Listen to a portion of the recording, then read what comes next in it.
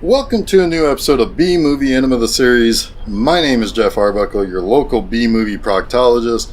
I sit at the exit of the great B-Movie Poop Shoot who feeds us movies to watch each week. Take a bow, Poop Shoot. That was more of a dump that you took, not so much a bow. But that's cool. That's cool. It's fine. We'll just ask Lester to kind of come in here and clean that up. Anyway, over there is Nurse Disembodied. Nurse, what's up? Just protecting the enema shop from raiders, Jeff. You know, a normal day. God, what's going on? Well, this morning, PC told me he already had the movie for this week, so I went ahead and got it from him. Oh? Yeah, and the title reminded me of another movie we talked about some weeks ago, and it made me think, you were right. I was? I mean, I was. But about what? The apocalypse is coming. We need to be prepared. So I finally put together my bitchin' kick-ass costume for the Trauma Nurse. I think it's time for you to finally live up to your moniker, the Sidecar Kid. But wait, I decided to get a house in the mountains and stay as far away from post-apocalyptic shenanigans as possible. I mean, the only person outside the three of us who know where that will be is, for some reason, John Ratzenberger. But you know the thing PC said he was working on last week? It's done. It's our super cool, bitchin' battle car for the post-apocalypse. Check it out. Oh, I'm sure we will not be made fun of in that thing in the future. I know we won't. How so? Because we're gonna put so many guns on that thing. So many. No one will have the balls to make fun of us then. Well, maybe I'll come around to the idea of leaving my mountain getaway. In the meantime, let's see that movie that you got from Poop Shoot here. Oh. Okay, well, as Nurse D said, Poop Shoot has already granted us the movie, which is 1982's Warlords of the 21st Century, which also goes by the amazing original title Battle Truck. Now, Battle Truck was a New Zealand production, which I have to imagine was inspired by Australia's The Road Warrior. This was filmed in the Otago Plains in New Zealand, which is just one of the many, many landscapes the islands have there, which is why so many movies are getting made over there these days. But Harley Cokeless is the man behind this movie. Now, Cokeless was born in San Diego on February 11th, 1945, so he shares a birth date with me. While being born on the West Coast, he was actually raised in Chicago. He went to the London Film School, and in an interview with the British Film Institute, he said that he got the inspiration for the movie in the early 70s. He returned to Chicago after his time at film school, and his plan was to actually make a documentary about the Chicago blues and jazz scene. However, with Chicago being a Midwestern city that has lots of highways crisscrossing through it, he was taken aback by automobiles in the city. Particularly, he was struck by the sizes of the cars in the city compared to European cities, which the cars are typically smaller and more efficient. But Cokeless is best known for working in science fiction and being a fan of the genre. So he went to a writer friend who got him a script, which he had to kind of keep secret who it was, because it was written during a strike when the Writers Guild was supposed to not be working under any circumstances. Now, while this movie was conceived and likely written in advance of the popularity of the second Mad Max film, there are other things that went into this movie that the Australian Mad Max films share. The big thing is the scarcity of oil and gasoline.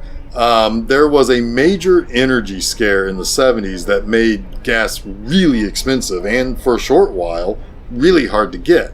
So when you take away one of the most important resources, what happens? Well, people start to get a little antsy and tensions rise.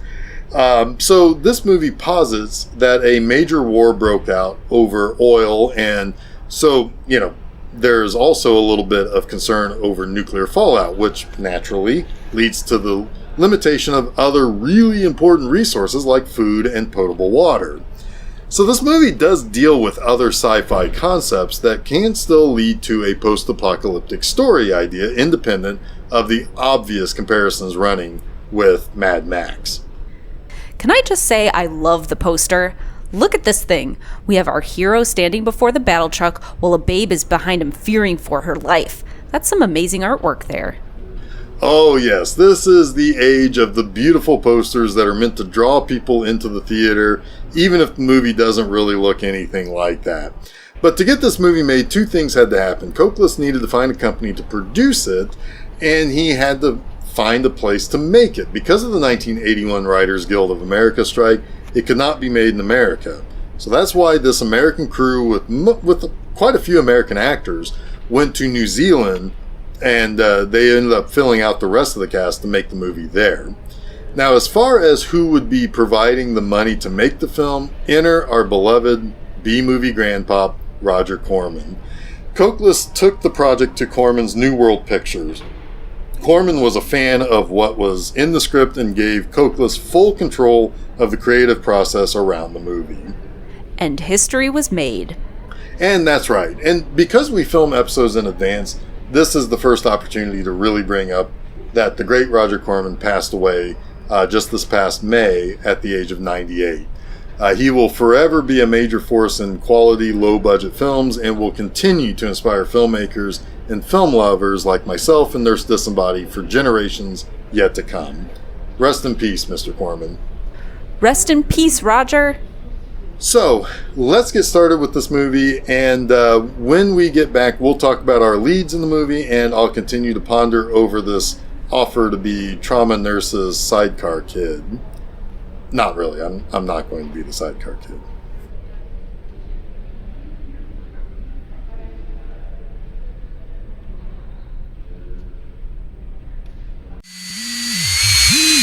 What is it about movies made in New Zealand that just instantly look and feel New Zealandy? Seriously, give me any movie and within a scene or two, I can tell you if it was made in New Zealand or not. Hey, it's the beauty of the land, I suppose. In a bit of a twist, the titular battle truck is not driven by our hero, but instead by our villain, Colonel Straker, played by James Wainwright. And man, what an intro that guy has, right? Just barreling through a gas station? Hell yeah, stick it to the man, Colonel Straker. You know, I'm a bit concerned how open you are to the bad guy's whole deal. The only way you can survive the tough streets of the post-apocalypse is to show strength. Well, anyway, so the battle truck goes from encampment to encampment, basically dominates the wasteland. It comes across some poor guys just trying to make a living, and Straker kills a guy and forces the other guy to show him and his goons where that guy found some resources. This ultimately becomes the main base for the bad guys for the rest of the movie. Now, as I said, James Wainwright is our villain. Wainwright spent most of his career working on television. He appeared on several popular TV shows of the 70s and 80s. However, he didn't have too many big roles in movies, but he did appear in a couple before this that are notable. In 1972, he appeared in the Clint Eastwood Western Joe Kidd, written by Elmore Leonard and co-starring Robert Duvall and John Saxon. In 1974, he appeared in the sci-fi truck-themed movie Killdozer, starring Robert Urich. Hey, maybe that's why he got this role. You gotta appreciate the zeal he brings to this bad guy role. Oh, absolutely. This movie has some pretty dark things in it, and a lot of how kind of viscerally brutal the movie is owed directly to Wainwright's performance as Straker. Now, he has a daughter in this who isn't all that into the plans he has for the wasteland and how he wants to rule it. Now, this daughter's name is Coraline, or Corley, played by Annie McEnroe. Corley is kind of a shrinking violet in this movie. She almost comes off as stunted in her development because she struggles to make connections with people. She does not want to be part of her father's whole thing, though. You know, considering her father's men are a bunch of practically drooling madmen, I feel her pain. Indeed. Annie McEnroe is another character actor of sorts in this movie. She didn't have many roles and only a very few large roles. But she worked on interesting movies. I mean, she hooked up with Oliver Stone on films like Wall Street, Born on the 4th of July, and The Doors. She appeared in David Byrne's film True Stories. She had a bit part in Beetlejuice. A couple of years after this movie, she had a fairly large role in the Wild sequel, Howling 2, Your Sister is a Werewolf. Once I found out my sister was a werewolf. Oh yeah? Was it dangerous to be around her during full moons? Not really. She was kind of a nice werewolf. She did shed a lot, especially during the full moons in the summer. Ah, okay. Wait. You have a sister? A werewolf sister. Oh. Anyway, Coralie is taken to the settlement of Clearwater where she meets Rusty, who brings her in and sets her up for the vote to allow her to become a community member. Apparently, as we'll find out later, Coralie just barely made it in, but it was a unanimous vote. Rusty is played by John Ratzenberger. Now, Ratzenberger was just on the precipice of big things, but he had bit parts leading up to this movie, like in Superman, The Empire Strikes Back, Motel Hell, Superman 2, Ragtime, and Reds. But, of course, his big break would be as know-it-all mailman Cliff Clavin on my all-time favorite TV show to ever exist, Cheers. Cliff Clavin is one of those characters that you would almost see yourself being so annoyed with, and maybe even blow up at from time to time, but the pure wonder of Cheers was that even though you could be annoyed with Cliff's behavior, constant commentary when not asked for, and his constant need to show how smart he thinks he is, you loved the guy and always waited to see what he and Norm Peterson would be talking about in whatever scene they were in together. Also, his appearance on Jeopardy in one of the episodes gives me my stock answer for whenever I don't know the answer to a trivia question. If you know it, you know it. Rusty seems like a good guy. He also kind of seems like a little too nice or too stunted for the world. Yeah, that is kind of interesting about some of the characters. The world is truly broken. There are people who are able to basically take the bull by the horns for good or evil, and there are people who are just kind of getting in on the lawlessness of the world, and then there's the innocents. And the innocents are very innocent. Specifically, I'm talking about Coralie and Rusty. Rusty seems really sweet. He's a good guy. Coralie is kind of a liability, though. She's always being followed by her father, and she's not very forthcoming with info about where she came from. Definitely. Now, the star of this movie is a guy I have a great deal of admiration and appreciation for. Coralie is attacked by men from her father's camp, and she's saved by the enigmatic Hunter. Now, Hunter is played by Michael Beck. For most people, I suspect they think of Michael Beck as Swan from The Warriors, but me, get the hell out of here with The Warriors. To me, he's either Sonny Malone from Xanadu or Dallas from Megaforce. Both of these movies are comfort food movies for me. Guys, trust me. Jeff talks about Xanadu a lot. Hell yeah, I do. I mean, whether it's Olivia Newton-John or Gene Kelly or Michael Beck, Xanadu has characters to love. Let's not even forget the amazing soundtrack. You got music by Olivia herself, but also a bunch of electric light orchestra jams. I'm not being facetious at all when I say that Xanadu is one of my most favorite movies, at least one of my favorite musicals to watch. Anyway, Beck had a very specific period of fame and leading roles in movies, and this movie is right smack dab in the middle of that period. For the better part of the last 20 or so years, Beck now mostly works as a narrator for audiobooks. Specifically, he has done a lot of John Grisham audiobooks. He's still out there working as that narrator. And I got the opportunity at the 2022 Indiana Comic Con to meet him and get an autograph on a lobby card for Xanadu, which is right there. You can't barely see it, but anyway. At least I could tell him how much I appreciate watching that movie and Megaforce. We should probably get back to the movie. Things are going to start getting kind of dangerous out there in the wasteland. Agreed. Coralie has found a new home, and Hunter is remaining ever the loner in his mountain home. But how long will this last with Colonel Straker constantly seeking his daughter? Let's find out. Alright, so... That Colonel Straker is a bad dude, huh? He sure is. As I mentioned in the previous segment, this is a movie that is actually quite brutal at times. Straker and his guys are the epitome of bad. The Goon Squad is practically a gang of animals. They gleefully carry out whatever orders Straker gives them. Hit a guy with the butt of your rifle? Sure thing, boss. Shoot a guy? Oh man, yes please, boss. Going out and hassling the boss man's daughter to bring her back by any means necessary? That's child's play. Do you think these guys just follow Straker's orders because they don't want to incur the wrath of their boss? Honestly, no. No? No, I think Straker's power comes from the fact that he went out to build an army and found the worst of the worst who would be willing to do anything they're asked, up to and including murder, raiding, and, well, probably rape. However, Straker can keep them in line because if they don't do what he says, he'll just flat out shoot them without a second thought. The more goons he earns respect from for being a legit strongman, the less likely they try to usurp his position. Time and again, especially in these types of genre movies, we see a lot of bad guys who are like paper tigers, right?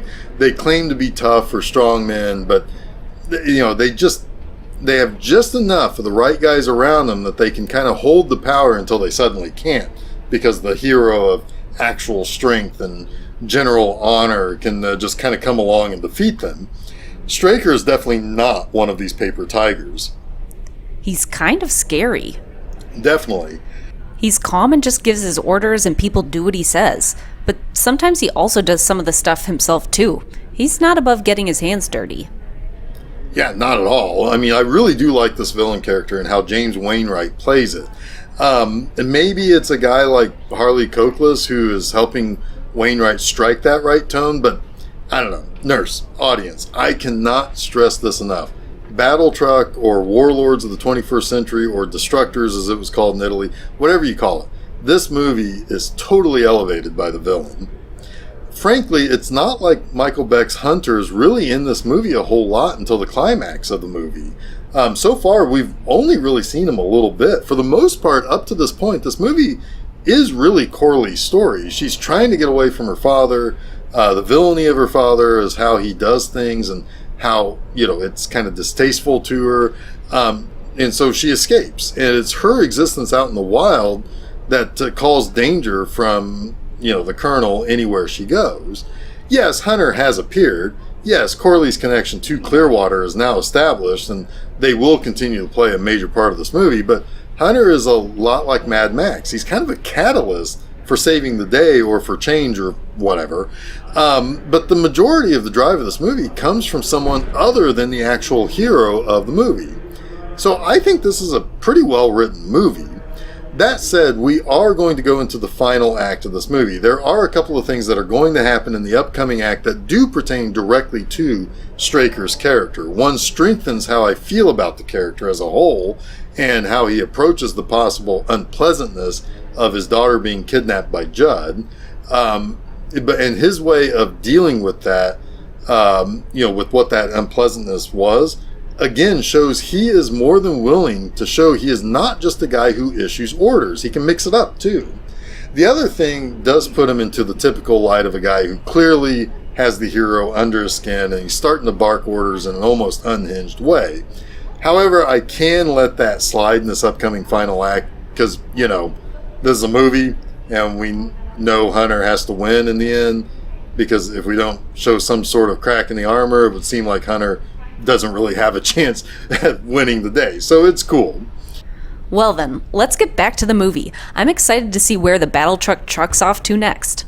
Yeah, we better do what the lady says. Roll picture and we'll see you here at the end of Battle Truck / Warlords of the 21st Century / Destructor / whatever you want to call it. What a hell of an explosive ending. That truck explosion at the end was awesome. It just kept going too. Yeah, the filmmakers knew what they were doing with that big moment. After all, like I said, the battle truck itself is the title, and it's the chariot of the villains. Its destruction has to be a big freaking moment. So it's all slow-mo, baby. That truck approaches that cliff, and we all know what's going to happen. That son of a bitch is going to go right over the edge and crumble like so much wadded paper. But not only that, it explodes! Oh boy, does it explode. It's a massive explosion too. That whole conclusion is a good one. I mean, Hunter has to catch up with the truck, then he's got to get onto the truck, then he's got to fight his way to the cab, then he has to defeat Straker, and then get off the truck with Coraline, and hopefully make that son of a bitch go off the cliff and explode. I mean, it's good stuff. Well, what did you think, Nurse? I thought this was a pretty decent little Kiwi flick. I have no idea why they changed the name to Warlords of the 21st Century. Battle Truck is a much better name for the movie. That truck was really cool, and I'm not entirely sure why all these sci-fi movies we've watched always have that beep boop bop sound effect when they push the buttons or do anything sci-fi like in the movie, but I thought this was a neat little New Zealand action flick. I also liked the bad guy and the big chase at the end. It's definitely awesome. I give this movie 4 poops out of 5. I think you're missing out on seeing the 5 poop potential of this movie. It's a good movie, but it's definitely no The Beach Girls. It's definitely not that. I know. That's what I said. Anyway, there are a few other people to point out in this movie. Bruno Lawrence plays Willie in this. Willie is Straker's biggest sycophant. He's also maybe the most rabid of the Goon Squad. He was actually born in England on February 12th, 1941, so that's the day after my birthday. A lot of Aquarius actors in this movie, I guess. He spent most of his career in New Zealand. He had 2 separate careers as both an actor and a musician. After this movie, he appeared in Death Warmed Up and then The Quiet Earth, both of which are staples in New Zealand cinema in the 80s. Before this movie, Lawrence appeared in Goodbye Pork Pie, which was one of the very first certified large-scale hits for New Zealand. It was made by Jeff Murphy, who would later go on to make The Quiet Earth, as well as the American films Young Guns 2 and Free Jack.